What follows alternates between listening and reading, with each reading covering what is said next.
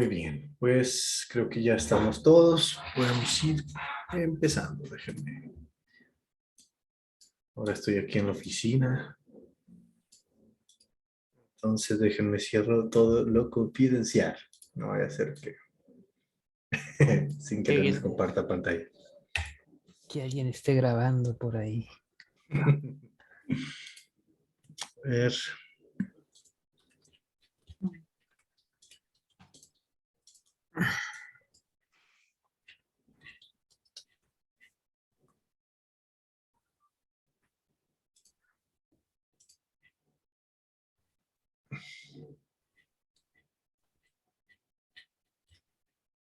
Sí, todo bien.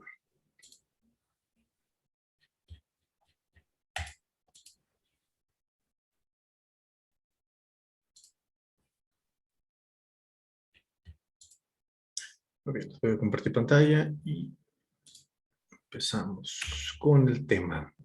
¿Recuerdan lo que vimos la clase pasada? Vagamente, más o menos, de qué platicamos. Deja de pensar.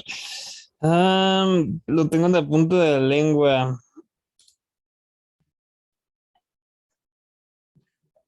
Ay, no, estoy bloqueado. Dice que tiene que ver con... Vimos curvas, Ah, sí, las curvas de bueno, que se les tensión. llama curvas de interés, ¿no? Interés, Y sí. curvas de emoción también. Sí, sí, sí, cierto. Es correcto. Ah, ya están entrando los últimos a la clase. Perfecto. Pues sí, estuvimos viendo sobre una metodología que siguen muchos estudios para diseñar niveles. Eh, un aspecto importante a considerar, que no necesariamente quien diseñó el juego va a diseñar los niveles y viceversa. Entonces, lo principal, o más bien lo primero, es empaparse de cómo funciona este juego en el cual voy a diseñar y posteriormente empezar a definir cómo va a ser la línea de curva de dificultad, cómo van a ir apareciendo mis obstáculos, mis elementos a lo largo del tiempo, que las curvas de dificultad me van a ayudar a tomar estas decisiones, y luego cómo van a ser las curvas de las emociones, ¿no? Quiero que se sienta estresante, relajado, en qué parte de la aventura. Esto también muy de la mano con las curvas de la historia, tiene que ver con la parte narrativa. Entonces, con eso voy tratando de cuadrar. Es difícil que a la primera todo quede bien cuadrado, todo bien cerradito, que todo embone a la perfección.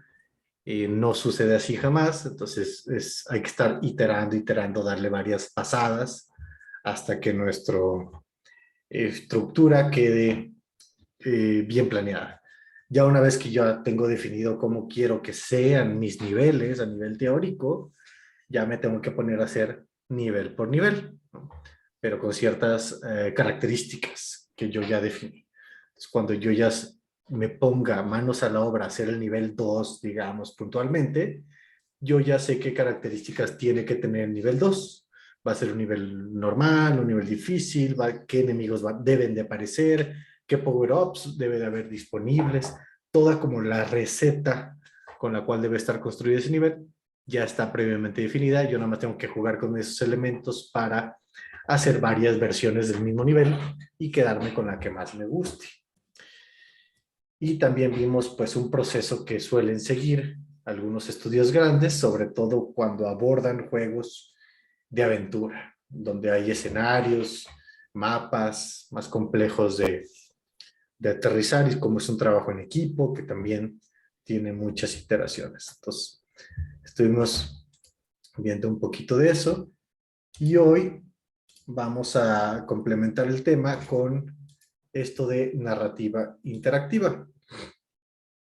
Como les comentaba, no lo vamos a abordar desde una perspectiva de escribir buenas historias para videojuegos, sino más bien cómo funciona la lógica detrás, cómo se puede plasmar en papel una aventura de un juego que tenga múltiples caminos, por ejemplo.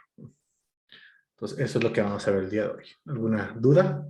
¿Hasta aquí? ¿Comentario? ¿No? No, ¿no? No. gracias.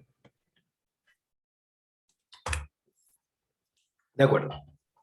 Entonces, todos sabemos que una historia, o más bien en muchos videojuegos, está presente una gran historia, ¿no? Que nos ayuda a conectar con los jugadores, a motivarlos, a resolver los obstáculos, a atravesar ahí los dificultades en pro a terminar la aventura, la misión con la que podemos sentirnos identificados o cautivados de la misión de nuestros personajes. Entonces, para esto nos puede servir mucho que un juego tenga una historia.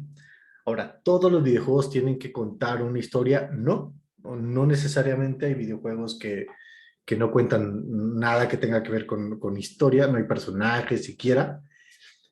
Hay juegos muy abstractos que son una esferita que tengo que poner zigzag, que no se caiga al abismo y tal, no hay ninguna historia. Pero hay una audiencia, hay ciertos tipos de juegos que pues nos ayuda a conectar precisamente para que se sientan cautivados con la historia que estamos proponiendo, con el universo que estamos diseñando y jueguen nuestro juego. Entonces, y solo para poner contexto, déjenme ver si puedo quitar esto que está estorbando. Sí.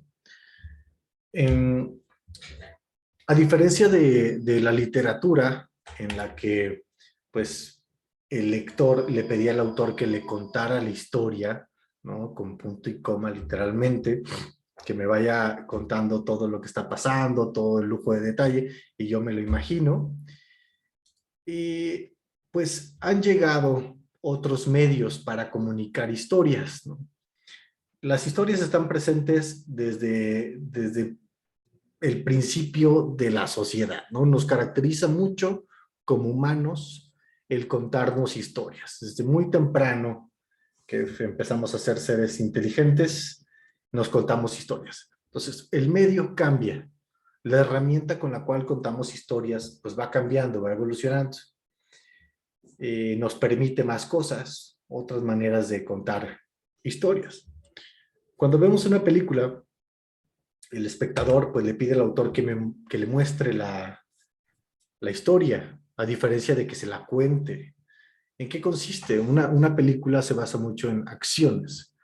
Por eso, si yo quiero mostrar algo que ocurrió al espectador hace un año, en lugar de estar platicándole con voz, diciéndole, no, es que hace un año yo hice esto, bla, bla, bla, y por eso eres así, ta, ta, ta. Dice, oye, haz un flashback y muéstrame esa parte de la historia, porque me va a aburrir si solamente en cuadro estoy viendo a una persona hable y hable y hable. El cine se basa en acciones. Literatura sí se basa en diálogos, pero el cine muchas veces podemos contar una historia y jamás se dio un diálogo. Simplemente ver lo que está ocurriendo a cuadro. Pero en un videojuego la cosa cambia, propone un elemento nuevo que es la interactividad y por ende el jugador pues le pide al autor que lo deje interactuar con la historia. Por eso es que en algunos casos podemos experimentar pues aventuras que se van modificando o que hay múltiples caminos en relación a las decisiones que va tomando nuestro jugador. Entonces déjame hacerlo. Ahora, hay hay distintas complejidades cuando agregamos una historia en videojuego. Desde la más simple, como darle un contexto a nuestro juego. Esto es una manera en la que yo puedo enganchar a la audiencia, a los jugadores, para que se sientan atraídos a este universo que estoy diseñando, pero solamente como contextualizar un videojuego. No hay una historia profunda realmente. Los personajes no evolucionan, no hay arcos dramáticos. Muchas veces no nos queda claro exactamente el universo, pero se siente que está bajo un mismo techo. En algunos casos, como Candy Crush, pues sabemos que todo es de dulces, golosinas, y si hay un enemigo va a ser el limón, ¿no? Por la misma narrativa muy, muy ligera que está, ¿no? Solamente contexto. Entonces, esto es como un primer paso para que nuestro juego no sea solamente figuras inertes, sino que tenga un diseño de universo. El siguiente es narrativa ligera. Si le ponemos algún poquito de personalidad a nuestros personajes, si contamos un poquitín de historia, pero nada complejo en realidad, ¿no? Es como muy, muy casual. Pero imagínense, así de sencillo fue Angry Birds, ¿no? Utilizó una narrativa muy ligera, pero hubiera sido muy distinto el juego si hubiera salido con rocas inertes que avientas contra castillos de madera mediante a lo mejor catapultas, ¿no? Y ese juego ya existió, ya se había publicado antes de Angry Birds, pero no conecta tanto con una audiencia masiva como cuando le ponemos ojitos y boquita a los personajes, porque nos ayuda a empatizar. Y la misma historia y el enojo que tienen estos pajaritos sobre sus enemigos, pues quieran o no, motiva a algunos sí, a engancharse con la historia y a seguir avanzando nivel tras nivel, porque en algunos se van contando pequeños fragmentos ahí como de cómic, como de historieta. No es nada complejo, nada del otro mundo, pero nos ayuda a conectar. También nos da la ventaja de que si el juego funciona, pues la propiedad intelectual de los personajes la podemos explotar más fácilmente en cualquier otro producto, cualquier otro videojuego a futuro, a diferencia de que si hubiera sido elementos abstractos, inertes, hasta ahí hubiera llegado la marca, aunque el juego hubiera sido muy exitoso. Y pues en Candy Crush, perdón, en Gunter Rope, bastante parecido, ¿no? Es una narrativa muy ligera, el sapito que pues, quiere comer dulces y tenemos que entregárselos, ayudarlo a que se lo coma. Entonces, bueno, narrativa ligera. Y finalmente, pues los juegos que sí tienen como tal una historia, personajes que van atravesando una aventura, que el jugador muchas veces encarna el papel de uno de los protagonistas o el protagonista, y va viviendo su experiencia. Normalmente se utiliza la estructura tradicional de los 3 actos. Es muy antigua, también no hay que reinventar mucho a veces cuando estamos creando historias, pues ya son estructuras muy, muy probadas que funcionan bastante bien. Esta es acto 1, 2 y 3, en donde en el planteamiento se intenta captar la atención e introducir el problema. El espectador, el jugador, ya sabe de qué va a tratar la historia para cuando termine el planteamiento. El acto 2 es normalmente lo que ocupa la mayor parte de mi aventura, que es todos los obstáculos que tengo que ir atravesando. Y el desenlace, pues se cierra el drama o se resuelve el problema principal, ¿no? La misión que se me encomendó desde el inicio. Esta estructura la hemos visto repetida muchísimas veces en videojuegos y en películas. Todos van a tener esta estructura. Ahora, cuando empieza el cine más casual, más comercial, se empiezan a crear nuevas como variaciones de la misma estructura. Se empezaron a replicar tantas veces que ya se empezó como a estandarizar algunos nuevos componentes de la estructura de los 3 actos. Como por ejemplo la escena gancho. Es un módulo que a veces colocamos, ya sea en un juego o en una película, para llamar la atención rápido del espectador o del jugador y después presentar el problema. Porque a lo mejor el planteamiento puede ser un poco aburrido y puedo alejar al espectador rápido si presento de una manera muy tranquila mi aventura. Entonces prefiero con una buena escena gancho, que se llene de adrenalina, mostrar padre el universo en el que estoy situado y luego ya hago el planteamiento. Si hacemos a lo mejor alguna referencia a películas de acción, de detectives, policías y ladrones, a veces las películas empiezan con una misión o una persecución con un enemigo que a lo mejor no tiene nada que ver con la historia principal, ¿no? Es un enemigo X, pero empieza ahí los policías, ¿no? Persiguiendo, lo capturan, pero ya el espectador ya tiene el hype bien arriba. Ya una vez que lo capturan, ahora sí entra el planteamiento, nos damos cuenta de qué va a tratar la historia. Es un poquito más lento normalmente, pero ya vimos a los policías en acción, ya sabemos de qué son capaces, ¿no? Entonces, el planteamiento es más fácil de lidiar con él. Otro componente también muy utilizado es el plot point. No siempre se utiliza un plot point. Algunos también lo conocen como el giro de tuerca, la otra cara de la moneda. ¿De qué otra manera lo conocen?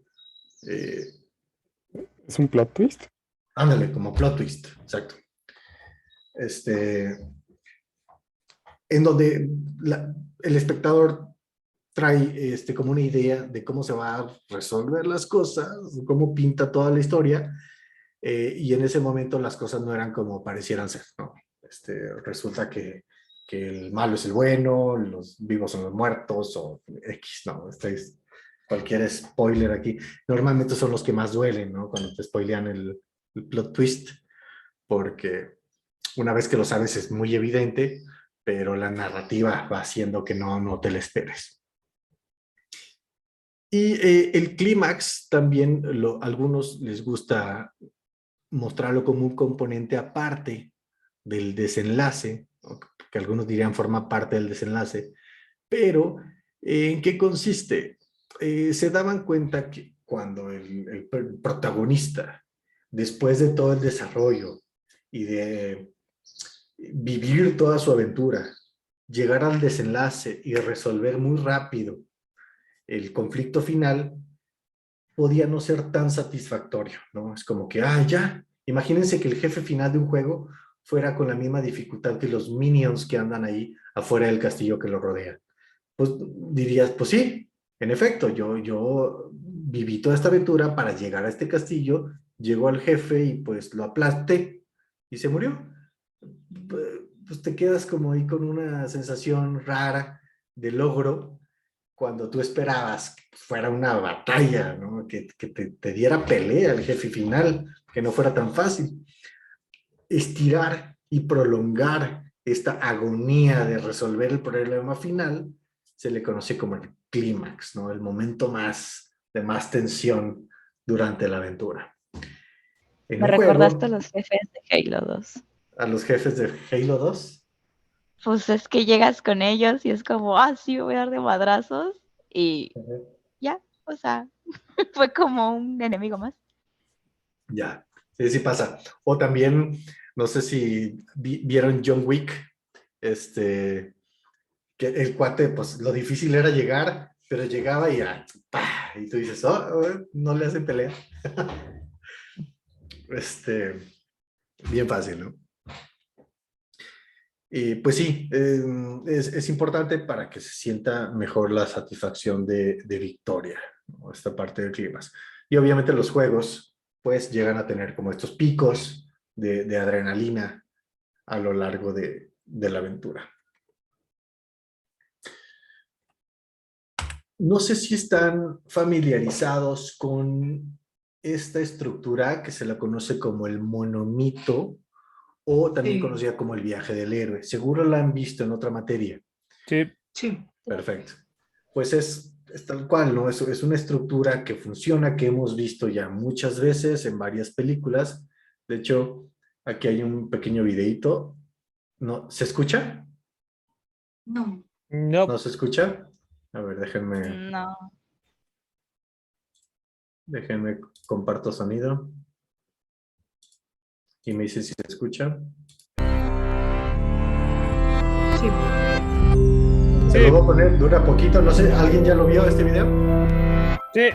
What do Harry Potter, Katniss Everdeen, and Frodo all have in common with the heroes of ancient myths? What if I told you they are all variants of the same hero?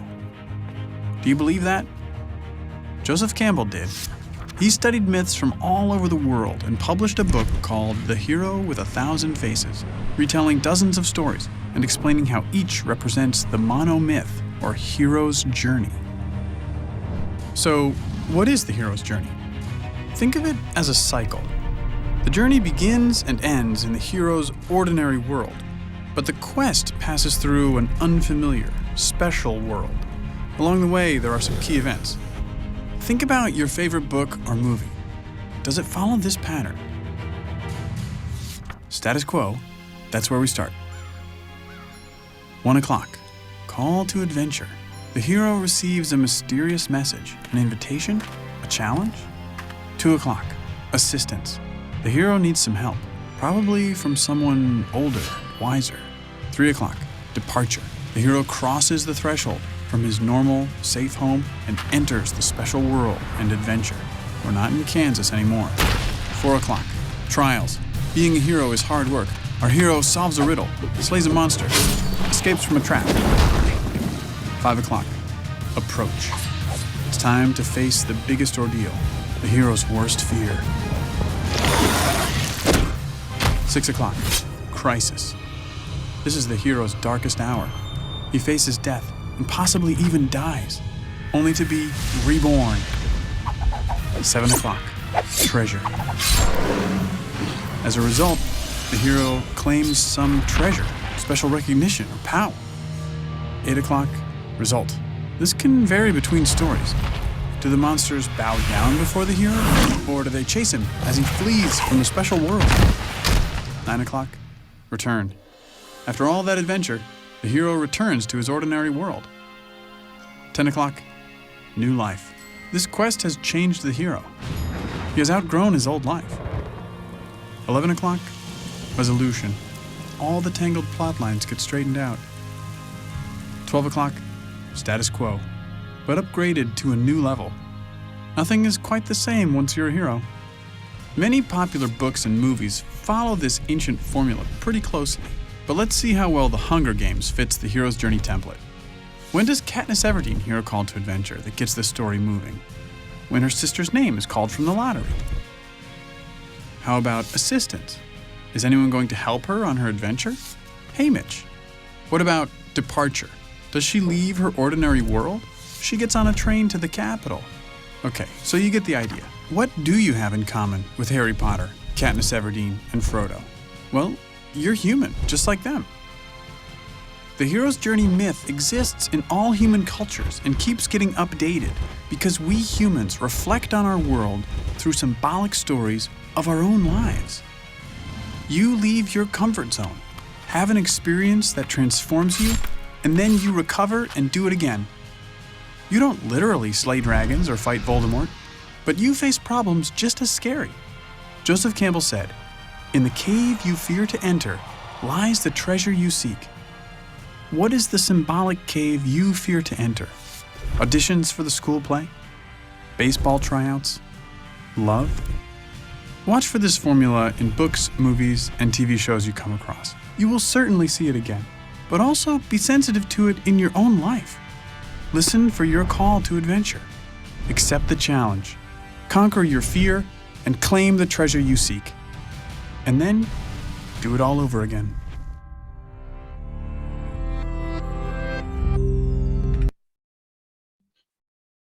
Entonces, me gusta mucho el videíto, no sé si alguien no lo había visto, porque por dos razones, ¿no? Uno, lo sorprendente de cómo la estructura ha sobrevivido tanto tiempo y cómo nació de distintas culturas aparentemente sin conexión. Y nos damos cuenta que al humano le gusta escuchar historias que tengan esta estructura, ¿no? Es como muy humano.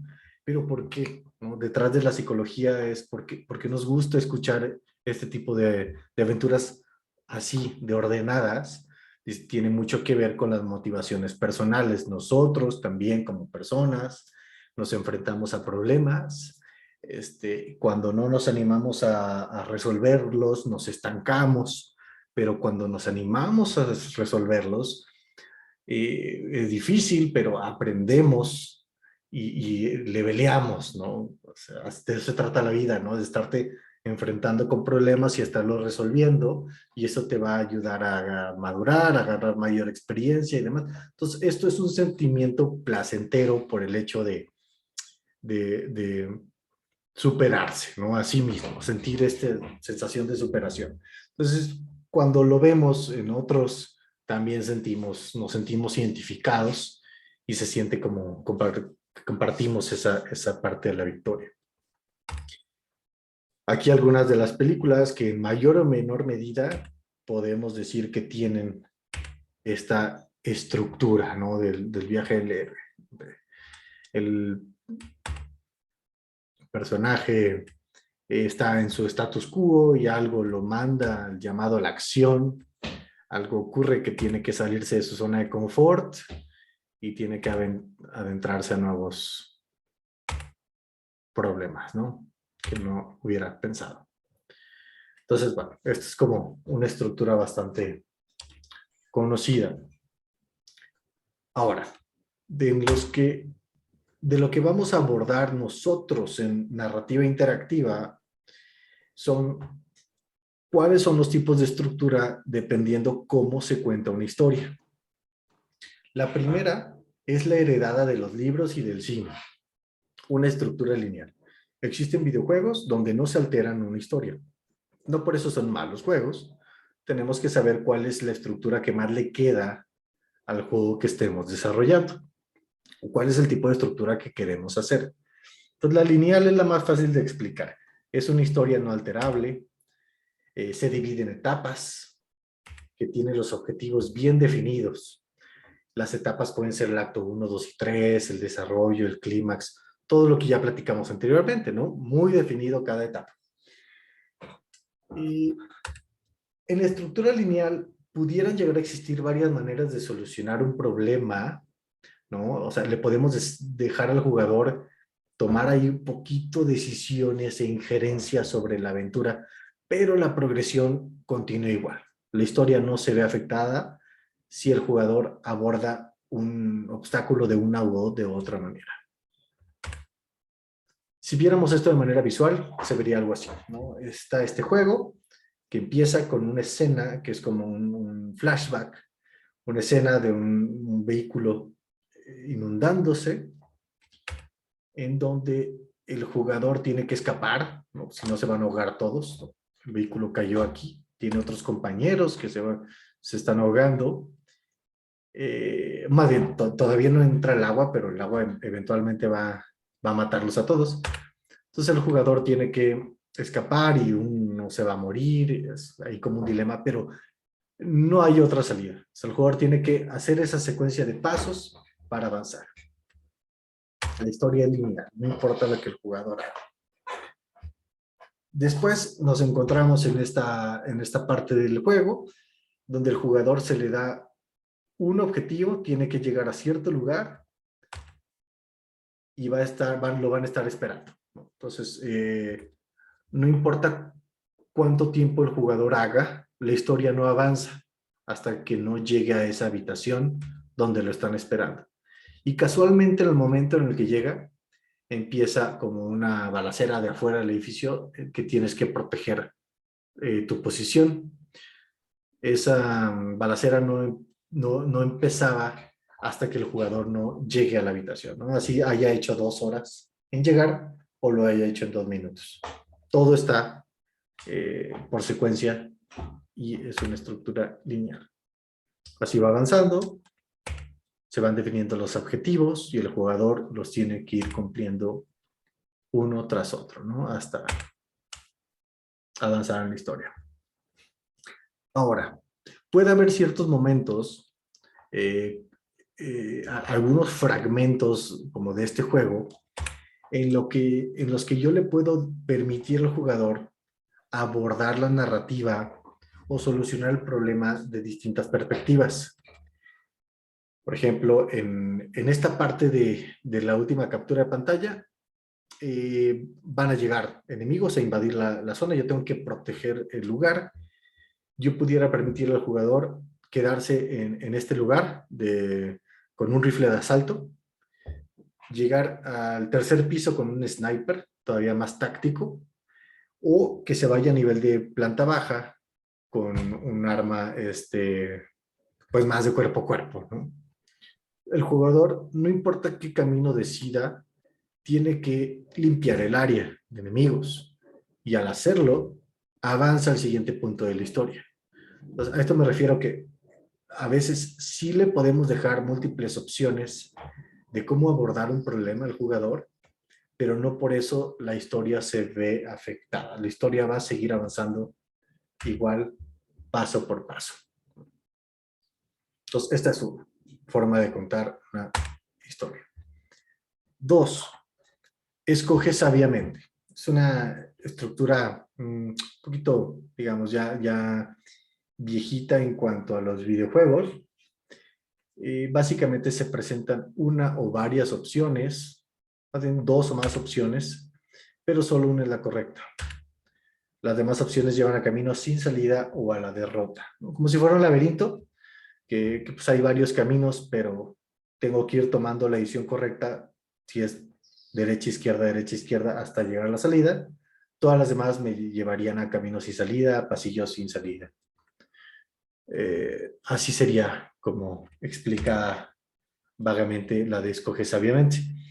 Aquí tenemos este juego, por ejemplo, en el que solamente una decisión es la correcta, un clic, una acción, y todas las demás que yo haga mata al personaje, ¿no? Entonces, puede sentirse un poco frustrante, ¿no? Porque a veces me puedo equivocar y el juego no me dio pistas suficientes para yo determinar cuál era la respuesta correcta. Pero, bueno, esto es como una estructura también que podemos utilizar. Ahora, Una dudota. dime. O sea, ya ve que, ¿cómo se llama? Dragon Slayer era un juego arcade, ¿no? Sí. Entonces está como en su naturaleza así darte muertes a lo estúpido para que gastes más monedas. Sí. Pero ahorita eso sigue siendo así como ético en el mercado del, no sé, del celular móvil. El celular móvil, no, pues todos son móviles. Del celular, pues. No mucho. Ah, No mucho. No, bueno, no hablando de ética, hablando de experiencia de usuario, ya. empujaría mucho a la frustración. Ajá. Yo creo que no funcionaría tan bien el día de hoy. Ok. Depende cómo lo manejes, sí. Ya. Ajá, exacto. Sin embargo, esta estructura la podemos combinar con la anterior. O sea, podemos hacer que nuestra historia de vez en cuando tenga este tipo de opciones y que el camino siga avanzando por una línea principal, pero que de vez en cuando si pongamos este reto al jugador, ¿no? En el primer caso, en el primer juego, de hecho, el jugador tenía 2 opciones en realidad y la historia cambiaba. Es disparo y me salvo, o no hago nada y nos morimos todos, y ahí es como un game over. Si no hago nada porque no quiero sacrificar a mis amigos, pues nos vamos a morir todos. Y ahí sería como una bifurcación de escoge sabiamente. Ajá. Aquí podría ponerla en este ejemplo. ¿Qué otro caso había? Bueno, no. El otro caso era una bifurcación que no te llevaba a la derrota. Entonces no sería esta. Pero sí podemos, que cada paso yo tenga que hacer que el jugador elija una opción y la otra es la derrota, puede ser muy estresante, muy agobiado, puede agobiar mucho, pero de vez en cuando puede llegar a funcionar. Pues lo podemos combinar nosotros a libertad. ¿Vale? Ok. Vale. Siguiente estructura. Estructura convexo. Esta tiene opciones múltiples. En un momento dado, el jugador puede irse por varios caminos narrativos, pero al final todos se cierran a un mismo progreso. Existen diferentes caminos con diferentes retos y recompensas, pero el destino es similar.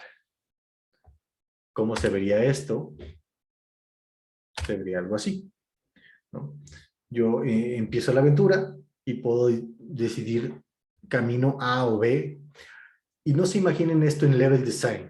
Imagínenselo incluso en una negociación con un NPC o en algunos diálogos.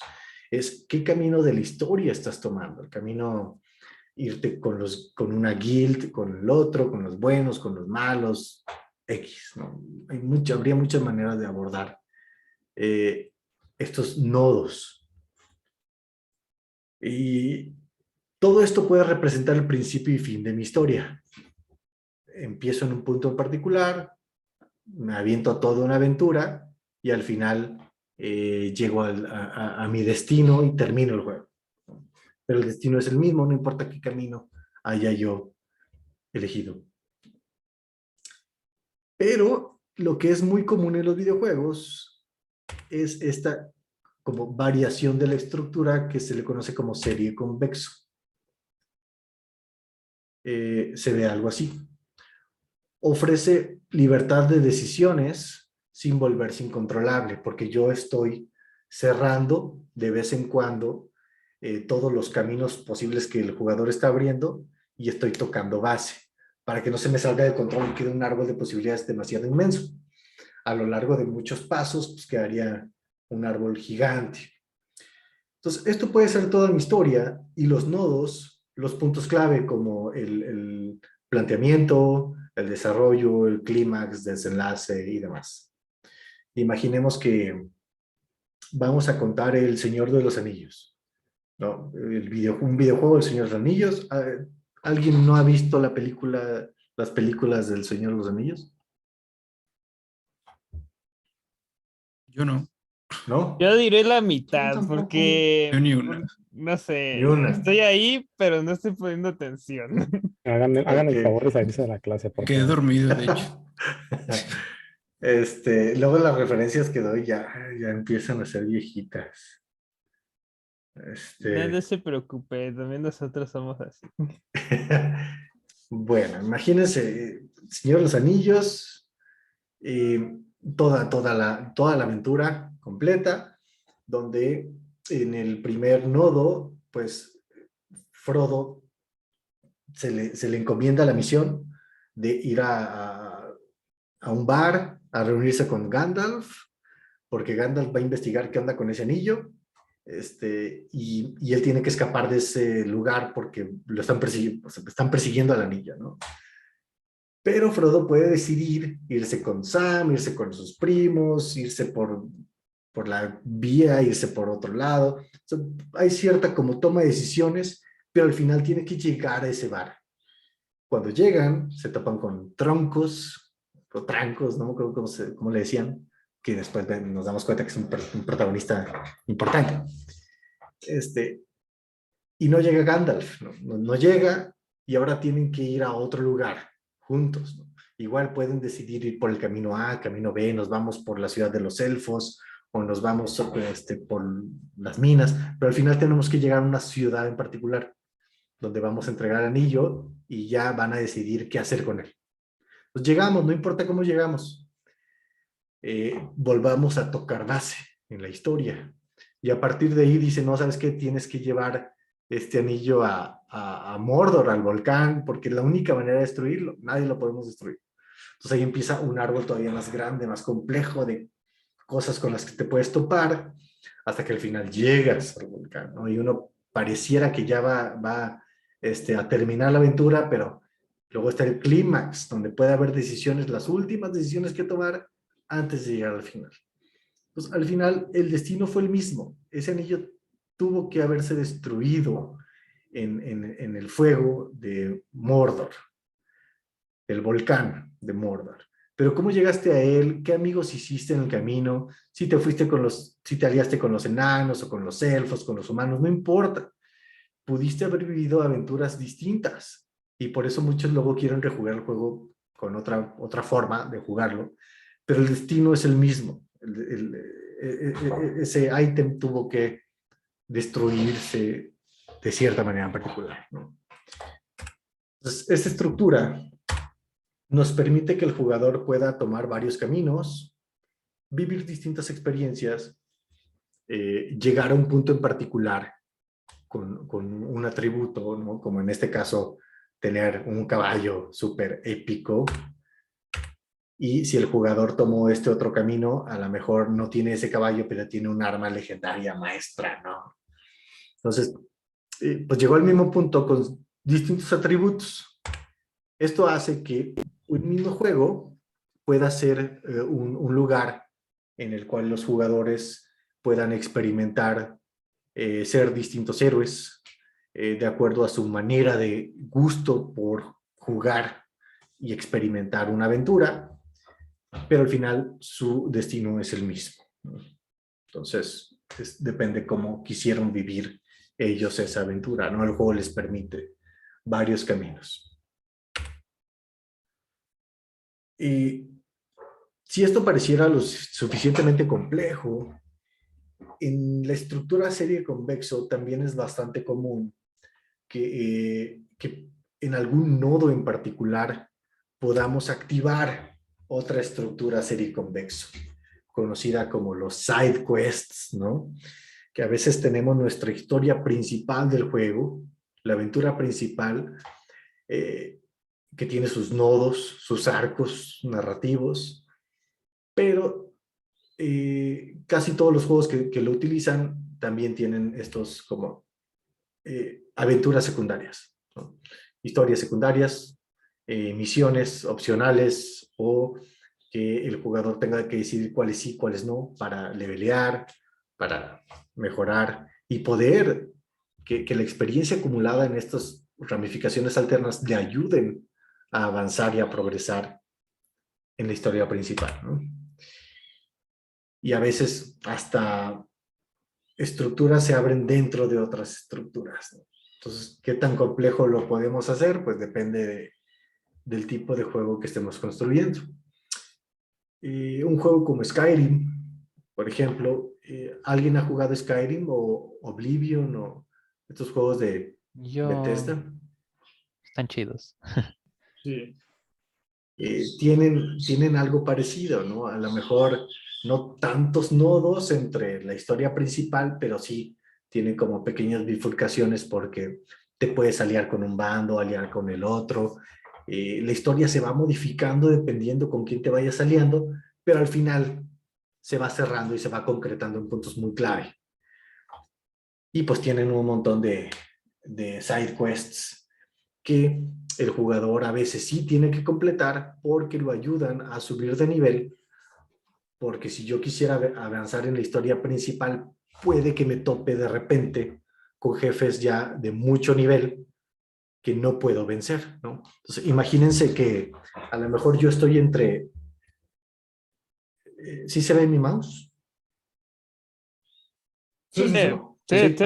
Sí, sí. Ok. Entonces, imagínense que yo estoy entre este nodo y este otro, y yo quisiera jugar la historia principal del juego y pues empiezo a avanzar, pero de pronto los enemigos se empiezan a poner pesados, o sea, la curva de dificultad empieza como si fuera un nivel de bloqueo, o sea, tremendo, no puedo avanzar. Entonces empiezo a recurrir a hacer algunos side quests, ¿no? A acumular dinero para comprarme mejores armas, mejor armadura, para levelear mis stats, mis atributos. Y de pronto, cuando ya empecé a hacer varios side quests, regreso a la historia principal y me doy cuenta que ya puedo avanzar más fácil porque ya leveleé. Entonces sigo avanzando en la aventura principal. Así es como muchas veces se complementan unas con las otras.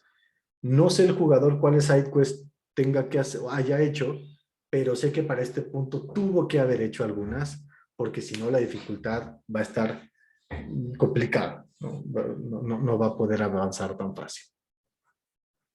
Entonces así es como lo manejan muchos de estos. ¿Cómo ven hasta aquí? ¿Sí va quedando claro? Sí. Sí. Sí, perfecto. Me voy abriendo otra diapositiva que se me perdió.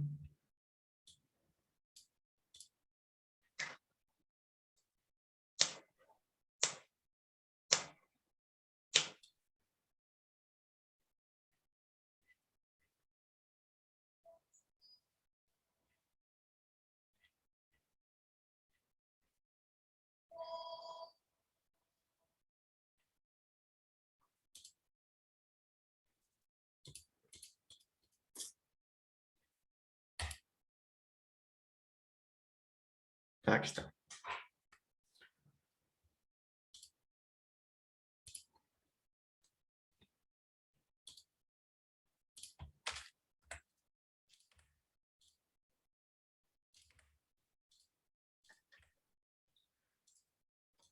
Tengo un desorden aquí con mis presentaciones.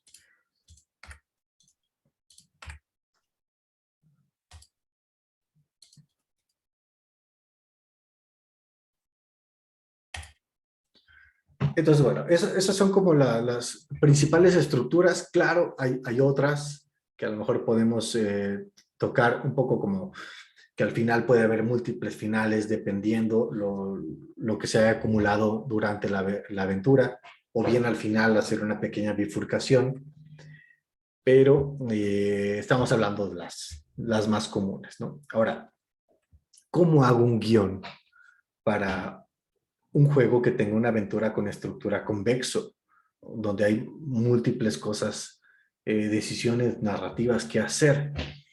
No se puede abordar de la misma manera que un guión cinematográfico, donde todo va de principio a fin, se va contando. La mejor manera de documentar este tipo de historias es mediante diagramas de flujo, ¿no? Es la mejor solución. Entonces, estos diagramas, lo ideal es que también tengan una nomenclatura, una estructura, una estandarización de estos recuadros, para que nos ayuden a comunicar cosas en específico, como si fuera el diagrama de flujos de interfaces, pero ahora para construir historias.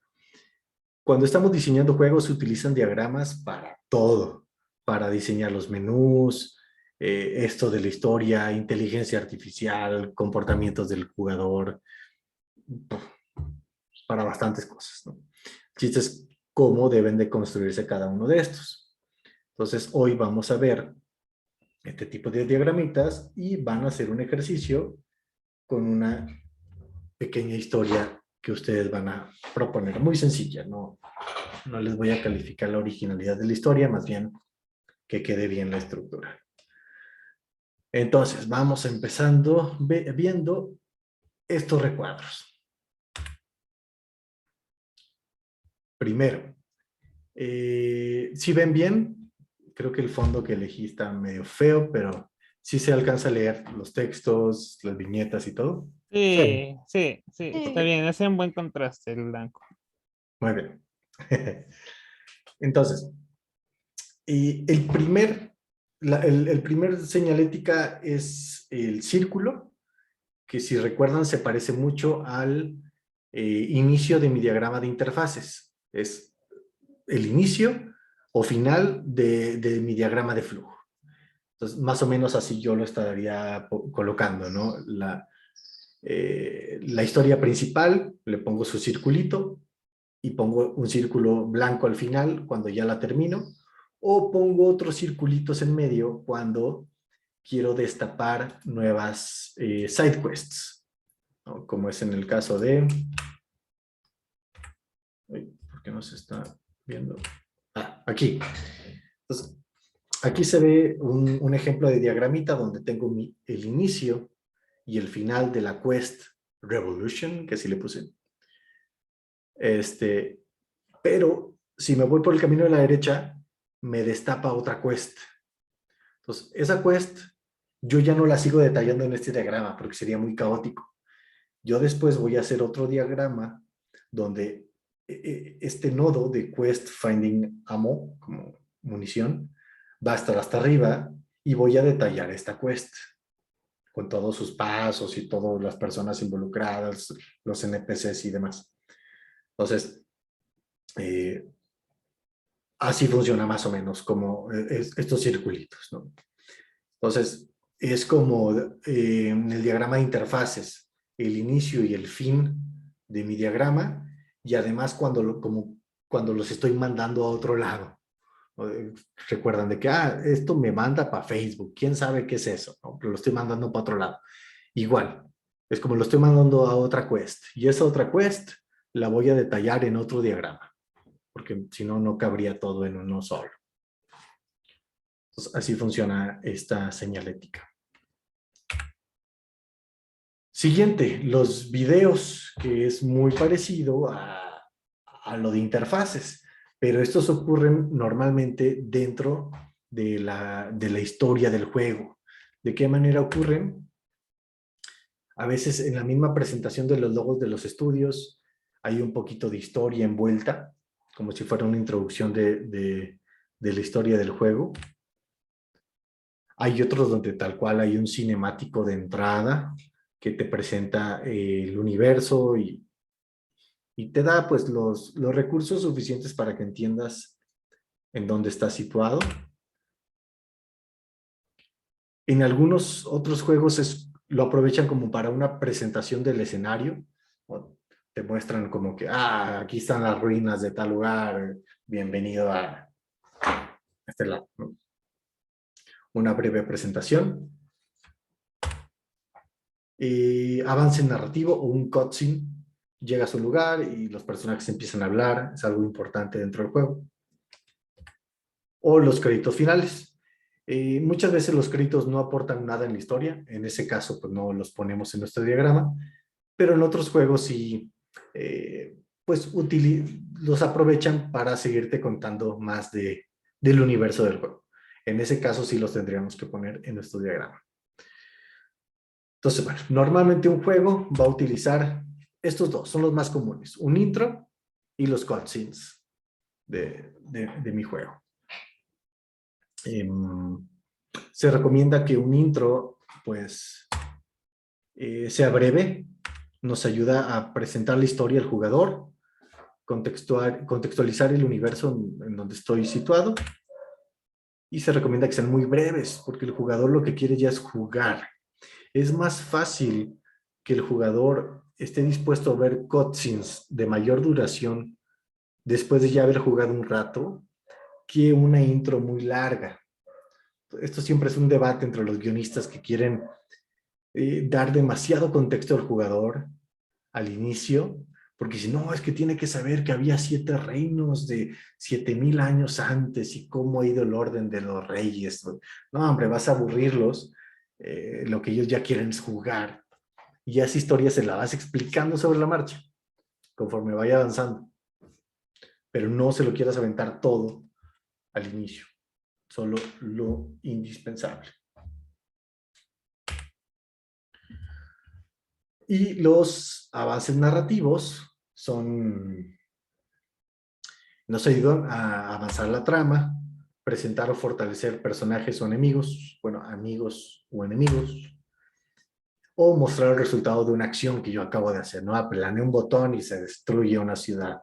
Entonces quiero ver ese resultado. ¿Todo bien? ¿Queda claro lo que es esta viñeta de video? Sí. ¿Sí? Sí. Muy parecido a la de interfaces. Son videos. Ahora, este sí está un poquito más turbulento. Se le llama como evento narrativo. Momentos de flujo narrativo renderizados en tiempo real con un poco de jugabilidad. Tienen la mitad con los puntitos como si fuera una película, ¿cómo se le llamaba? Un fotograma, ¿sí? Y la otra mitad está vacío. ¿Qué significa? ¿Ustedes han escuchado el término un cinemático prerenderiado y un cinemático rendereado en tiempo real? Sí, Sí. ¿Alguien pudiera explicar la diferencia? súper renderizado es un archivo de video que lo reproduces en el motor y pues Ujú. renderizado en tiempo real es que el motor anda, pues va pasando dentro del motor pues en, en tiempo real, valga la redundancia, o sea, no es un video pues, Sí. o sea, está Cambias por la código, cámara y exacto. cómo Ajá. se presenta la escena. Sí. Ajá, ajá. ¿Y qué me podrían decir de ventajas y desventajas de uno y del otro? En el que es a tiempo real, puedes, por ejemplo, si tienes distintas armas o distintos armaduras, el cambio lo puedes poner en la cinemática. La prerenderizada, pues creo que es menos pesada que Creo que el archivo de video es menos pesado que correr una escena, pues ahí ¿cómo se llama? No sé Las en qué animaciones Tiempo y correr. todo real, pues, eso. o sea, es más fácil cargar algo que ya está Ajá, hecho eso que mero. estarlo mostrando mientras se está haciendo, pues. Sí, Ajá. sobre todo porque ahí te ahorras tener las animaciones que nada se van a usar específicamente para esa escena, las animaciones, todas las luces y sobre todo porque se pueden ver mejor, porque ya le puedes colocar más filtros o más detalle porque puedes ponerle más edición o más post al final. Sí, las prerenderizadas puedes outsourcear y que sean todas bonitas. Dale. Sí, pero eso después en la Wii, recuerdo que jugué un juego que se llamaba, ay, ¿cómo chingados se llamaba? Ah, Necro, ay, no se me olvidó. Ya, pero tenían todo el juego se veía todo plano y tenían una escena prerenderizada bien hermosa ahí en medio del juego. Después, ¿cómo se llamaba? Necroso. Se me olvidó. Necromorfos, no recuerdo. Déjame buscarlo. Después le paso. Pues bastante bien, o sea, sí, a gran escala ambas tienen pros y contras. Cada vez es más común ver renderizadas en tiempo real porque las tecnologías permiten que se vea más padre cada vez. Anteriormente era más común ver que fueran videos pre-renderizados, ¿no? Incluso, no sé si les tocó jugar juegos de Star Wars donde los cinemáticos eran live action. Estabas jugando acá con nave 3D y el cinemático eran actores. Sí, pero está bien chido porque los juegos de Electronic Arts hacen mucho eso. ¿Mm? En el de Señor de los Anillos y en el de Star Wars Episodio 3, te ponían parte de la cinemática, era dentro del motor. Y después había una transición entre los gráficos del juego y la escena real de la película, pues. Órale, órale, órale. Sí, entonces algunos hacían eso como para dar más impacto, ¿no? Y sobre todo porque les era difícil o imposible replicar en tiempo real lo que querían comunicar, como una vista panorámica del castillo o algo. El procesamiento no daba como para ese tipo de tomas o animaciones. Entonces lo cargaban como un video. Pero actualmente ya es más viable que esté en tiempo real, que también tiene sus ventajas. Por ejemplo, la customización del personaje, la armadura que traiga, pues va a estar representada en el video. De lo contrario, pues no. Imagínense un juego donde yo le permito customizar a mi avatar, al personaje, y fuera un video. El video voy a tener que poner a mi personaje con otra armadura, una genérica, y puede romper la inmersión, como que, ¿quién es ese? Soy yo, pero con una armadura rara. No estoy vestido así en este momento, ¿no? Entonces rompe la inmersión. Entonces, para esos momentos en donde quieren que sea rendereado con tiempo real, utilicen esta viñeta. Como se parece mucho a la de una película, pero la parte de la derecha está como vacía. Aquí hay algunos ejemplos. Un Quick Time Event, como en God of War, que es como una cinemática, pero interactiva, ¿no? Tengo que aplanar los botones en cierto orden, en cierto momento, para que el cinemático vaya avanzando. Eso es una manera de solucionarlo. Otra, como en Assassin's Creed, jugabilidad restringida. Cuando entra el modo cinemático, yo puedo seguir moviendo el personaje, se mueve, pero no puedo atacar, por ejemplo. Me restringen cierta movilidad y no puedo mover la cámara. La cámara siempre está enfocando al área de interés. Pero yo dejo que el jugador se siga moviendo para que no se aburra tanto. Y normalmente no la pasamos así, como que dando vueltas por todo lado. Pero sientes que tienes un poco de control. No te quita totalmente el control del juego. Y por último, jugabilidad momentánea. Es un cinemático con tanto dramatismo que a veces, como si fuera un minijuego, te cambian la forma de jugar el juego. Aquí está Uncharted, es un camión que tienes que destruir, pero estás disparando hacia atrás. Nunca en el juego puedes hacer eso, más que en este tipo de momentos, ¿no? Como cinemática muy particular, que es como si fuera un minijuego cinemático. también podemos utilizar en esos casos esta viñeta. ¿Todo bien? Vale. Siguiente es suceso trigger. Situaciones de alto peso dramático utilizando los mismos sistemas de jugabilidad. Es decir, también es un cinemático. De hecho, aquí debería ya de tener la liga de ese juego de Half-Life. Déjenme lo busco rapidito.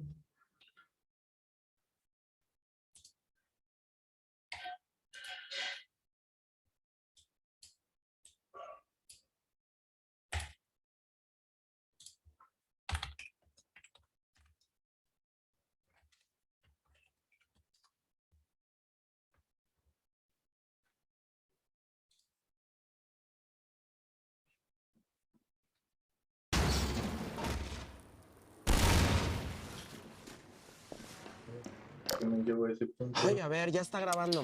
Comerciales de YouTube. ¿Cuánta variedad, eh?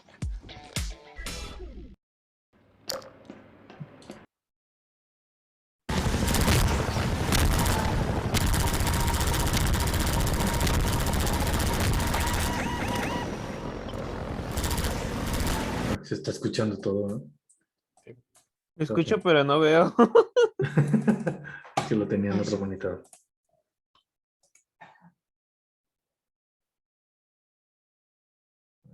A ver. Aquí está.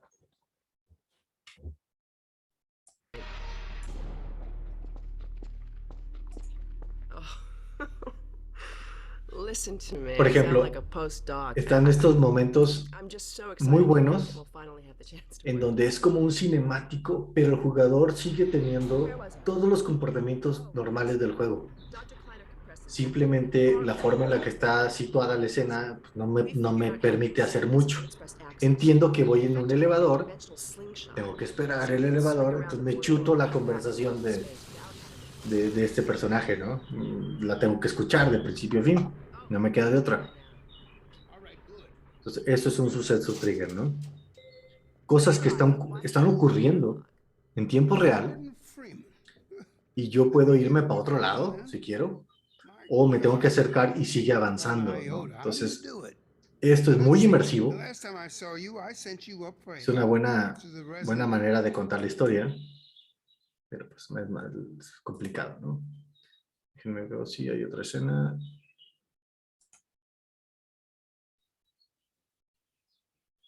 Justo aquí. Obviamente todo eso está ocurriendo y yo puedo estar volteando al piso y me estoy perdiendo todos esos diálogos, todas esas animaciones. Me las pudiera perder, pero pues el jugador procura estar encuadrando para no perderse de la acción, ¿no?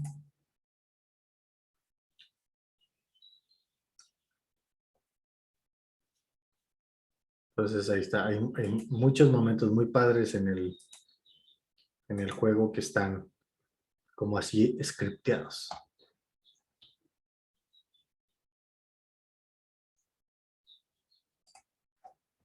Entonces, para estos momentos, utilizo esto, ¿no? Como el suceso trigger. Es como algo importante está ocurriendo, pero el jugador no pierde el control.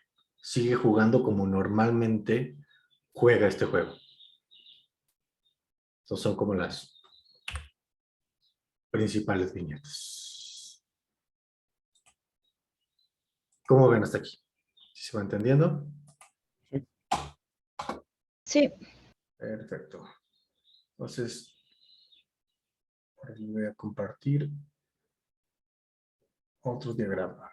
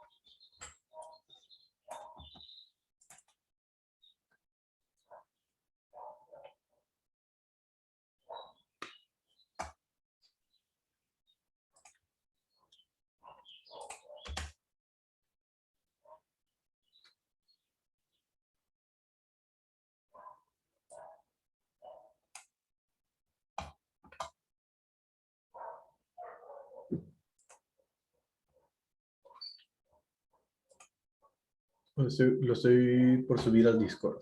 Ahí voy.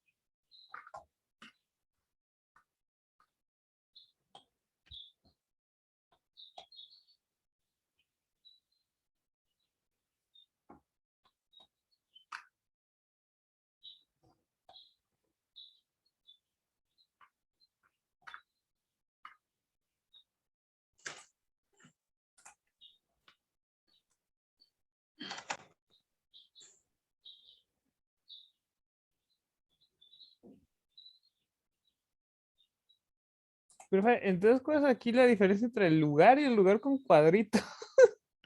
Ah, ahí voy, ahí voy. Ok. Sí, Sí, me sí, quedo como que. Y también contexto, listo contexto. Ay, no, estoy muy cansado, lo siento. Así necesito más contexto para saber qué hace ese botón de contexto. Sí, ahí voy, estoy abriendo el editable que no lo encuentro. Ala. ¿Es este? Sí, es este.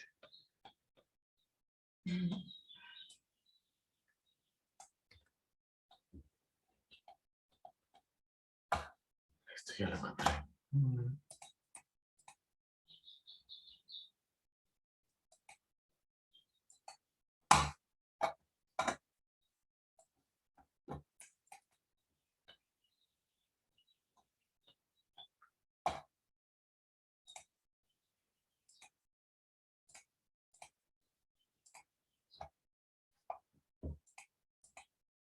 Muy bien, están viendo ya de nuevo mi pantalla, ¿verdad? Sí. Sí, perfecto. Sí. Entonces los que ya vimos son estos de aquí, ¿no? Ya sabrían más o menos cómo ponerlos, muy parecidos los diagramas de interfaces. Tengo que iniciar siempre mi diagrama. Le pongo el nombre de la misión que estoy abriendo, si es la misión principal del juego, si es una secundaria o qué nombre tiene. Y pues coloco, lo voy conectando si es que va a haber un cinemático inicial o si el cinemático se presenta más adelante. Yo sabré dónde colocar este tipo de viñeta o estos otros, como les comentaba. Este es un video pre-rendereado. Es un video que si yo le pongo play siempre se va a ver igual y no utiliza elementos de gameplay. El evento narrativo sí está rendereado en tiempo real y permite algún tipo de interacción, aunque sea muy sencilla, ya sea para mover la cámara o mover el personaje, algo muy sencillo. Y el suceso trigger son aquellos eventos dramáticos muy importantes que me ayudan a contar mucho la parte de la historia. Se pudieran considerar como cinemáticos, pero el jugador sigue controlando el juego como normalmente lo haría. Se sigue moviendo, agachando, disparando, haciendo todo lo demás. Entonces, estos son como las viñetas para eventos así cinemáticos. Luego, el siguiente que voy a explicar es este del lugar, tal cual, creo que este se explica fácil. Es cuando yo quiero, a partir de un diagrama, que el jugador tiene que llegar a este lugar o estar en este lugar para que lo demás siga ocurriendo, ¿no? Y aquí en lugar de lugar, pues yo pongo, no sé, mansión, edificio, hotel, panteón, cualquier lugar que yo quiera especificar.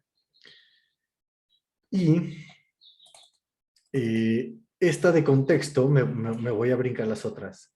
Esta de contexto me ayuda para detallar más ese lugar, si yo quiero, si yo como guionista quiero ser más específico en cómo se tiene que ver este lugar, o a qué hora tiene que estar, o tiene que estar lloviendo, cualquier otro tipo de anotación que no cabe aquí, porque aquí solamente tengo que poner el nombre del lugar, lo pongo acá.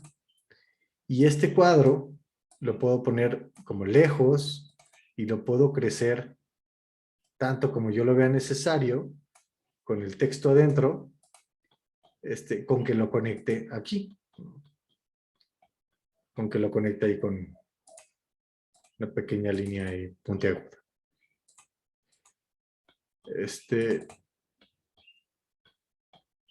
Así más o menos, ¿no? Los puedo conectar y poner más detalle. Ahora, yo también puedo ponerle más contexto a mis videos. También es válido. Yo puedo poner aquí, cinemático se va a llamar, le platican sobre la bomba atómica, ¿no?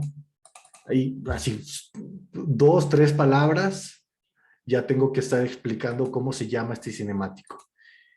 Y puedo ponerle todo un contexto también conectado a él, con cosas que yo quiero que ocurran en ese cinemático. Un poquito más de detalle. Recuerden, pues, que es como el proceso del guionista. Y bueno, ese es como el lugar. Este otro lugar es curioso, no todos los juegos tienen este tipo de lugares. Es cuando el jugador, no importa en dónde esté, en el mapa o en algún lugar, se puede teletransportar a una base segura. Ya sea una nave, otra dimensión.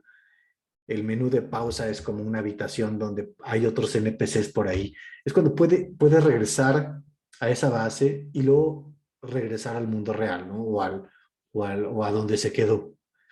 Esta base tendría esta señalética. Es decir, el jugador tiene que regresar a la base para seguir avanzando en la historia. Entonces tendríamos que colocar esto de acá. No todos los juegos lo tienen. Si no lo tienen, pues no existiría esta señalética en su juego. Entonces, esa es la diferencia principalmente, ¿no? Poder diferenciar con mayor velocidad cuando estoy hablando de lugares que forman parte del mundo y cuando lo estoy haciendo regresar a la base. ¿Sale? Algo así como en Hollow Knight, cuando te transportas de base en base, que llega el escarabajo y te lleva corriendo. Se ve una mini escena, animación ahí de cómo va de un lado a otro. Sí, puede ser. No he visto ese momento porque no lo he jugado.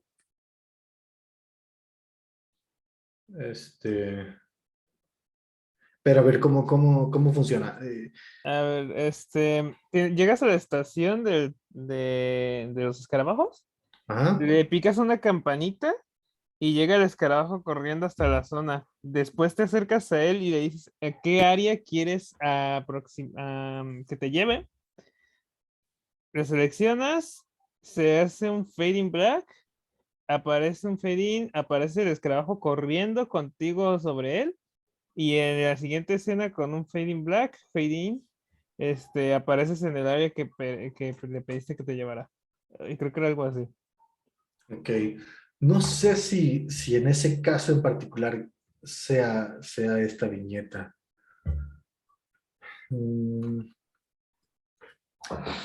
Hay un juego que se llama Fable, creo. ¿Cuál de todos era el que hizo eso? Creo que 3.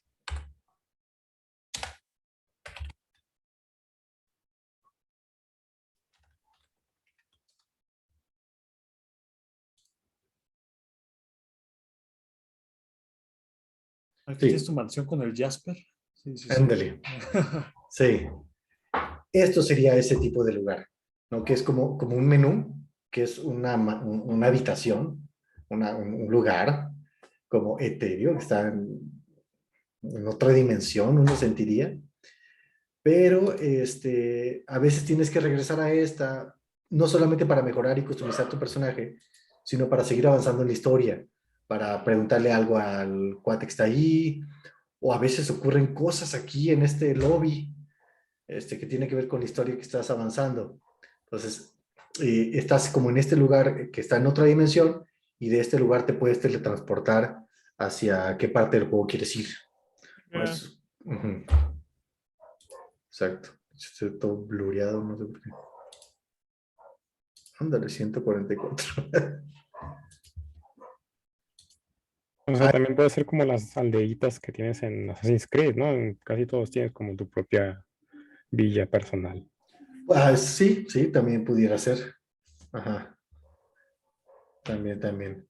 O había un juego de Tom Clancy que se llamaba Black Flag, creo, de Splinter Cell, que era como el avión. El avión en el cual decidías a qué misiones ir. Y te ibas como a nivel, pero regresabas al avión, y en el avión estaban los NPCs, cada uno en su posición, destapabas diálogos con ellos y seguías avanzando como en la historia. Pero el avión es como esta base frecuente que a la que vas a estar regresando seguido durante el juego.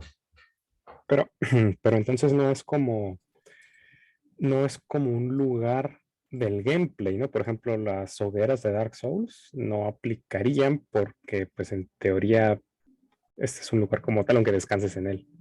Así es, no, ahí no aplicaría. ¿Por qué? Porque una hoguera no me avanza en la historia. Eso tiene que ver con level design, pero no con narrativa. Ajá. O sea, yo voy a utilizar este iconito de diagrama cuando yo tengo algo importante que contar en ese lugar. La historia va a avanzar cuando el jugador llegue a ese lugar. Si no hay historia que contar y simplemente es un diseño de nivel que tiene muchas habitaciones, yo no tengo que poner ese diagrama a todas esas habitaciones. Yo nada más tengo que poner los lugares donde la historia va a avanzar, hacia el lugar donde el jugador tiene que llegar, porque hay algo interesante en ese lugar, hay algún NPC, o cuando llega se activa algún cinemático, o algo va a pasar. Pero si mi mundo está lleno de lugares, que la historia no avanza, simplemente estoy venciendo enemigos, obstáculos y demás, no formaría parte de mi diagrama de flujo de narrativa. Todos esos lugares. No sé si me explico. Sí. ¿Sí? Ok. Por ejemplo, una hoguera en la que llegas y hay un NPC ahí esperándote, sí podría ser una hoguera importante. Y esa sí la declaras en tu diagrama de flujo de narrativa, porque es esta hoguera. Todas las demás llegas y como que no hay nadie en particular ahí, son como checkpoints, pero de vez en cuando sí hay unas donde hay un NPC que te está esperando. Hablas con él y avanzas en la narrativa con él. Y luego ya no, ya llegas a esa hoguera y ya no forma parte de tu diagrama de flujo, porque tenías que ir una vez para toparte con ese NPC por primera vez, y luego ya la historia te iba llevando por otros lados. Ok. Yo creo que sí pasa eso solo como una vez. No, de hecho pasa varias veces en el 2, en Dark Souls 2, cuando te Sí, me acuerdo. explota y sale como un de fuego ahí. Sí, me acordé del 2 particularmente. Que de hecho en la hoguera, bueno, en el 3 también, en la hoguera hay muchos NPCs ahí alrededor, en la hoguera donde están los trons, ¿no? De los reyes. Sí, Del el, uno. el, el hub del Dark Souls 3, el Firelink Shrine, creo que se llama. Ajá, sí. Pero bueno, entonces, por ejemplo, en ese lugar, yo sí lo catalogaría como la base, ¿no? En Dark Souls 3, porque regresa seguido. Seguido regresas a ese lugar y cuando regresan los NPCs a veces destapan un poquito más de historia que contarte. Igual y otros lugares ya, una vez que superas como todo ese mundito, ya casi no tienes que regresar o no tienes que regresar ya a visitarlos. Tengo una pregunta ahí entonces.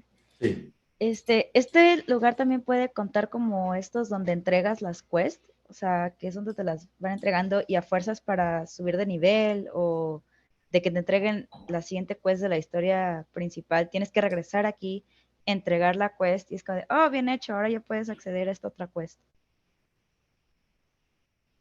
Ujú. Mm, si es el mismo lugar una y otra vez, sí lo pondría. Pero si tu mundo está repleto de lugares donde entregas quests y te entregan una nueva, ver muchos lugares con el base pierde el sentido. Entonces, más bien, sería, este lugar tiene estas quests para ti, este otro tiene estas. Yo lo pondría más como este de arriba. Sí hay muchos así, pero si hay uno que tú dices, no, es que solamente hay un lugar donde el jugador vaya a hacer eso, sí lo pondría como este. Sí, sí, que por ejemplo, o sea, no sé, una sola taberna en todo el mundo y siempre que quieres avanzar la ruta crítica o side quests especiales, tienes que ir a fuerzas ahí para entregarla. Sí, queda perfecto. Ah, ok, ok. Ujú. Ah, Sí, gracias. queda perfecto, sale. Sí, porque si visualmente cuando yo estoy leyendo el diagrama, veo como que, mira, tiene que regresar acá. O sea, es un lugar familiar que siempre va a estar presente durante todo el juego. Ujú. Vale. Aquí dice puerta, pero no tenía que decir puerta. ¿Cómo dice la imagen que les mandé? Punto de interés. Es que luego los modifico y los guardo y se me olvida. Bueno, este es un punto de interés. Tiene forma de botón, porque tal cual es algo que está en un lugar que tú llegas e interactúas con él, ¿no? Este botón puede tener varias representaciones en ese lugar. Por ejemplo, digamos que el lugar va a ser, no sé, un hotel, en donde está el NPC que atiende el hotel. ¿Qué estoy insinuando aquí? Que bueno, aquí la línea se ve muy delgadita, déjenme.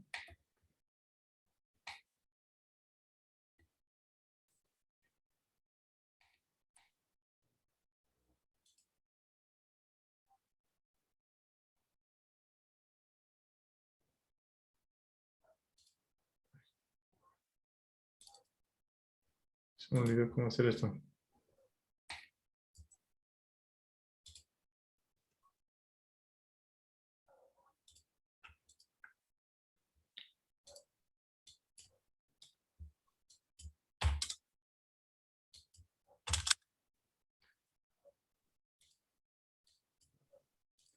Ok,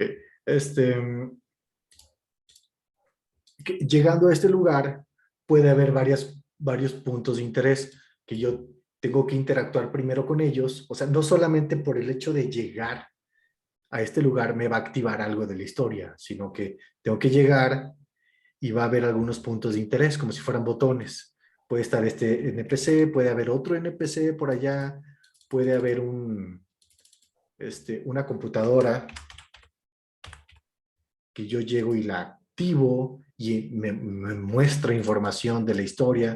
Puede haber algún libro. Puede haber, no sé, una estatua, un cofre, cosas con las que yo llego y tengo que interactuar, ¿no? Me sale el botoncito de oprime A para interactuar. Es como un botón que está ahí en el mundo y puede estar representado en forma de NPC o un simple objeto en un escritorio, ¿no? Yo llego, interactúo con eso y algo pasa, ¿no? Algo se activa. Algún diálogo del NPC, algún cinemático, ocurre algo, se activa algo, algo sucede, ¿no? Entonces, estos son, para eso es esta señalética como botoncitos, son puntos de interés en estos lugares que yo tengo que llegar y tengo que activar. No sé si se cacha la idea. Sí, son, por así decirlo, cosas interactivas, ¿no? Pero supongo que son como relevantes, ¿no? No es como de que un NPC de, qué bonito es el día de hoy. O sea, Exacto. eso no importa, eso no se pone. No, eso no se pone. Solo se pone lo que tenga que ver con la quest que estoy diseñando. Ajá. O sea, estoy diseñando la misión principal, y todo lo que tenga que ver con las interacciones de esta misión es lo importante. Como dices, este hotel puede tener otros NPCs, puede tener otros objetos, pero nada aportan a esta misión. Entonces, eso no los tengo que contemplar. Pero, si a lo mejor el libro, al yo darle clic, me inicia otra quest, yo sí lo pondría, ¿no? Y hasta ahí llega, ¿no? Es como, si le doy clic al libro, me va a habilitar la quest del libro. Pero fin, se acabó. Ya después abro otro diagrama donde detallo esa quest. Pero por lo pronto yo hasta ahí llegué. Como que ese libro es importante porque te va a abrir una historia aparte. Pero yo me concentro en detallar todo lo que tiene que ver con la quest que estoy diseñando, ¿no? Uh-huh. Así es como funcionaría. Entonces, bueno, ahí está el punto de interés. Y después, ya nos estamos quedando sin tiempo. Uno también bastante utilizado, creo que es el que más se utiliza en todo el diagrama, son las acciones. Y caminos que el jugador puede tomar, decisiones que puede tomar a lo largo de la aventura, ¿no? Irse por un lado, irse por el otro, a lo mejor, por ejemplo, el NPC, aquí adentro va a haber alguna serie de discusión, de debate, pero al final hay dos caminos posibles.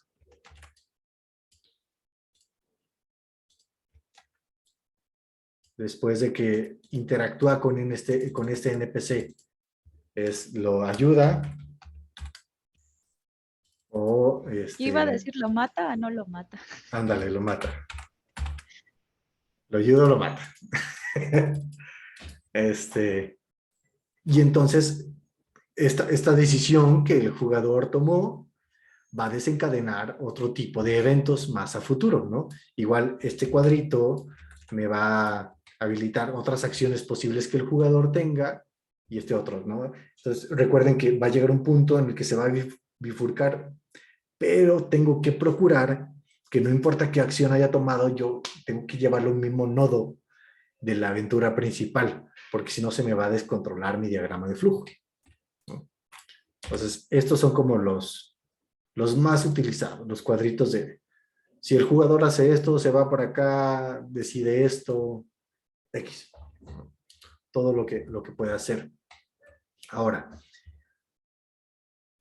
después, estos son como consecuencias o eventos que se pueden triggerear. Si a lo mejor lo mata, pues como estoy en un hotel donde hay mucha gente, pues órale, van a llegar NPCs de varios lados y me van a atacar. Tengo que resolver este conflicto que acabo de activar que triggería por haber matado a este NPC. Si yo lo ayudo, a lo mejor es resolviendo un puzzle. Oye, esto está bien, ¿no? Tengo un password aquí en la computadora, necesito clasificar esto, entonces tienes que ayudarlo a resolver ese puzzle. También es como para visualmente, cuando estoy viendo el diagrama, veo qué tan difícil, qué tan fácil es un camino con el otro. Si yo veo que tengo muchos eventos, conflicto, que tengo que resolver, pues es un momento difícil de la aventura. Ojo, solamente conflictos que tengan que ver con la historia principal. Si son como que, estoy en el campo y hay unos bandidos que mato y me dan reward, me dan recompensa, pero X con la historia principal, esos conflictos no forman parte de ningún diagrama de flujo de aventura. ¿Sale? Un Ok. conflicto puede ser un jefe que tengo que vencer, algunos minibosses que tengo que vencer, algún guardia que tengo que vencer, o sea, todo eso que sí es parte de la narrativa iría en mi diagrama. Entonces, bueno, ahí vamos, ahí vamos. Lo bueno es que se graban las clases, porque si es de hecho ya estoy en lo oscuro aquí. Entiendo que puede ser un tema complicado. Vamos a hacer un ejercicio de esto para que, igual que en el diagrama de interfaces, el conocimiento quede bien reforzado. Siguiente. Antes de encargarles la tareita. Bueno, este de contexto ya lo platiqué. Este de diálogo también es un poquito obvio. A lo mejor, si yo quiero especificar exactamente qué va a pasar cuando yo interactúe con el NPC, puedo poner aquí, ¿no? Esta viñeta que me ayuda a conectar ambas decisiones, y así queda más claro, ¿no? Entro con el NPC y se activa el diálogo, que es de ayuda para desbloquear su compu. Qué gacho, no me pida y yo lo mato. Si no voy a desbloquear tu compu, pero sí te voy a matar.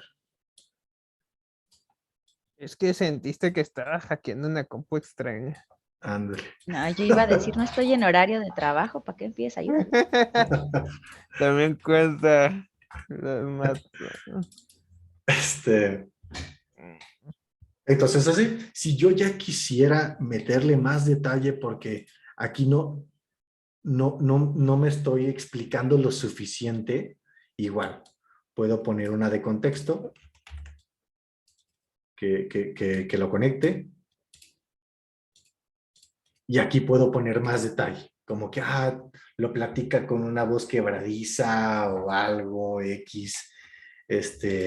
Puedo ponerle más contexto al botón de NPC y puedo decir, viste de ropa elegante pero desgastada, ya no tiene color pero se nota que se viste bien. O sea, como ponerle más énfasis para que todo el resto del equipo de trabajo, el director de arte, por ejemplo, sepa cómo hacer el arte conceptual de este NPC. Porque recuerden, esto lo hace el guionista. Entonces, el guionista está construyendo el universo y la historia del juego. Entonces, muchas veces se tiene que apoyar como de estos viñetas auxiliares para que quede su visión de historia lo más clara posible, ¿no? Entonces yo puedo ponerle contexto al NPC, ponerle contexto a su diálogo que va a decir, para que quede bien claro en las cosas que son para mí importantes de detallar. Entonces para eso sirve la viñeta de diálogo. Y ahora, la viñeta de información es bastante parecida, pero no la dice ningún NPC. Lo dice algún otro elemento por ahí que no es humano, como una compu, por ejemplo, o un letrero, un libro, que yo llego, interactúo con eso y entonces el jugador se le entrega cierta información, ¿no? Como que, se platica sobre la historia detrás, antes de que él llegara ahí, o de que su amigo lo está traicionando. Ponemos solamente como lo importante que queramos informar al jugador cuando interactúe con la compu. Ya después el texto como tal, el texto final, lo trabajaremos después, con más calma. Pero aquí solamente qué queremos comunicar al jugador. ¿Vale? Entonces son pues, muy parecidos. Nada más uno tiene como una connotación de que un humano sí lo tiene que decir, o un robot, o algo que tiene voz, y el otro puede ser información en texto de algo no humano. Muy bien. Ya, casi por último, tiene que ver con los items.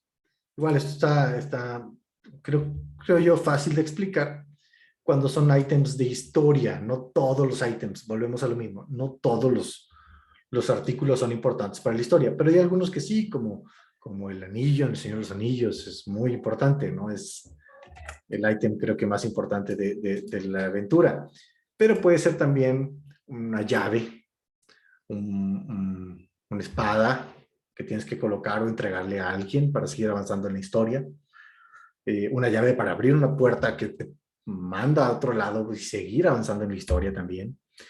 Entonces, ¿por qué son 3? Porque a veces necesito especificar dónde va a recibir este ítem, ¿no? A lo mejor terminando este conflicto, yo le voy a entregar el ítem al jugador, ¿no? A lo mejor aquí la computadora, cuando yo entro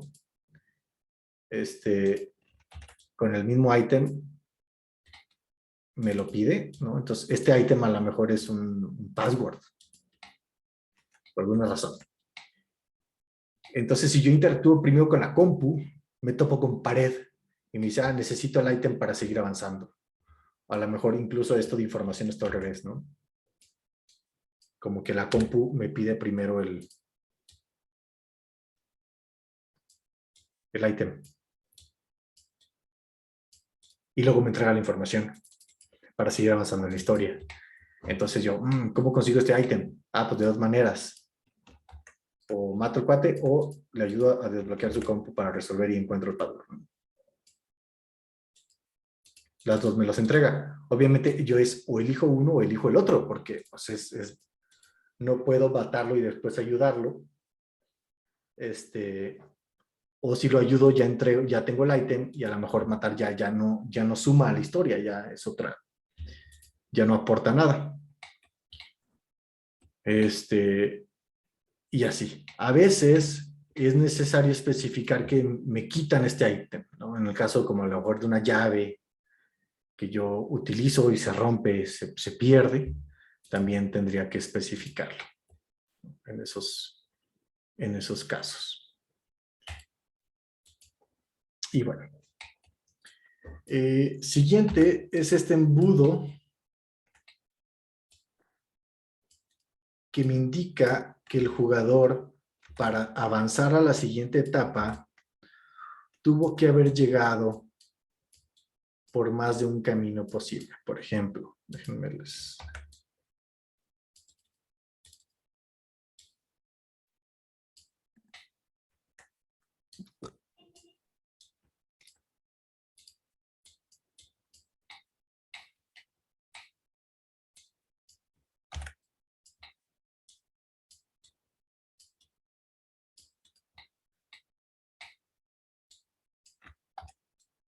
Aquí de una manera súper resumida, imaginemos que tenemos el inicio de una quest y tenemos 2 conflictos que resolver. Si yo pusiera esto, no importa cuál el jugador decida, conflicto A y conflicto B, se termina la quest. Porque le estoy dando al jugador la posibilidad de llegar al fin solamente abordando un conflicto. Entonces, él puede elegir cuál conflicto resolver. Pero, si yo pongo esto aquí, en ese caso estoy especificando que el jugador debe de resolver ambos quests para poder brincar al fin de quest, ¿no? Entonces, es un embudo que no deja pasar hasta que no... ¿Qué está pasando?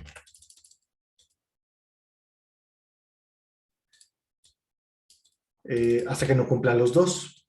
Si yo tuviera 3, ¿no? 3 posibles conflictos, 3 posibles caminos. Y si yo sigo comentando que son 2, entonces estoy especificando que el jugador debe de al menos completar 2. 2 de 3. Si yo aquí le pongo un 3, pues entonces son todos para poder avanzar al fin de la quest. Entonces yo puedo tener un inicio de la quest como con 3 bifurcaciones principales y al final ponerle un embudo, entonces el jugador tiene que hacer las 3 para que termine la aventura o este fragmento de aventura. ¿Sale? Así funciona este embudo. Y bueno, vamos hasta aquí. Igual la siguiente clase lo repasamos porque seguro está pesadito el tema. Pero antes de que se nos acaben, que nos quedan 4 minutitos o menos, les quería comentar que para la siguiente clase traigan trabajada una idea de aventura de juego, una sinopsis muy sencillita, muy breve, de una historia que se les ocurra. Déjenme, les comparto el material.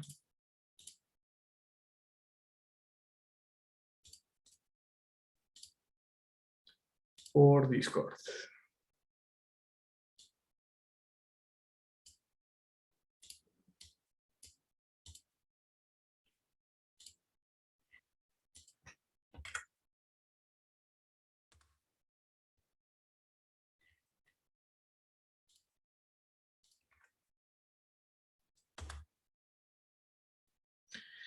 Imagínense que van a estar trabajando en un juego de acción-aventura RPGesco, como Skyrim y Oblivion y demás, y estas imágenes que sean como su modelo inspiracional del tipo de aventura que tendrían que trabajar. Una breve sinopsis, un pequeño párrafo de lo que se les venga a la mente es más que suficiente. Y además van a utilizar alguna de estas premisas. A ver, permítanme. Ay, no estás compartiendo pantalla. Ah, no, lo puse en Discord. Por Discord. Ah, Sí, no lo vi. sí, sorry. Por Discord mandé la imagen.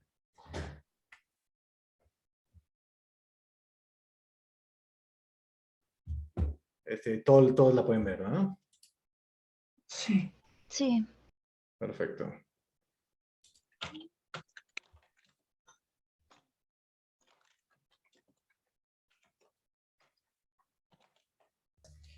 Entonces, nomás sería la sinopsis y otro día sería el mapa mental. Sí, es correcto. Por lo pronto, la sinopsis pensada para la siguiente clase. Ok. Para antes de la siguiente clase, para empezar a trabajar en diagramita la siguiente clase. Ok, va. ¿Sale? Nada más, todavía necesito darles una última especificación. Déjenme la encuentro rapidito. Que nos estamos quedando.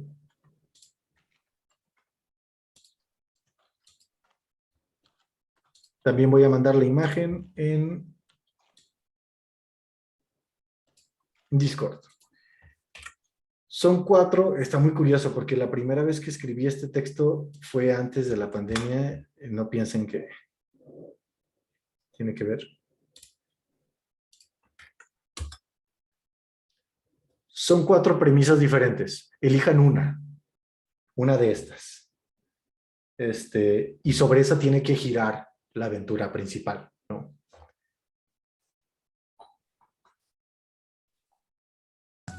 ¿Puedo agarrar a cualquier personaje de la imagen como principal? Sí, u otro que tenga que ver como con esa connotación de ciencia ficción, con alienígenas, otros tipos de planetas y demás. Ajá. Sí. No necesariamente tienen que usar a uno de ellos como personaje, pero sí les puede servir como de referencia. ¿Vale? Igual, si está muy trillada la historia, si ya se ha visto muchas veces, no pasa nada.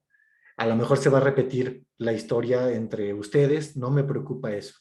Es más bien para que tengan un primer escalón con el cual trabajar y la siguiente semana empezar a ver cómo podríamos darle forma a esta aventura en su estructura a gran escala y con su detalle a escala pequeña.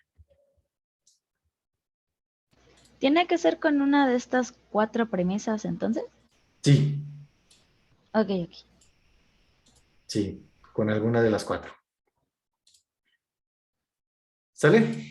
Pues perfecto, Mera 7, bueno ya 7 con 1, lo dejo para que se van a la siguiente clase. Y muchas gracias, nos vemos, ¿cuándo? El jueves, ¿verdad? El jueves. Sale pues, profe, nos vemos. Nos vemos, cuídense. Bye. Tengan una tarde, bye.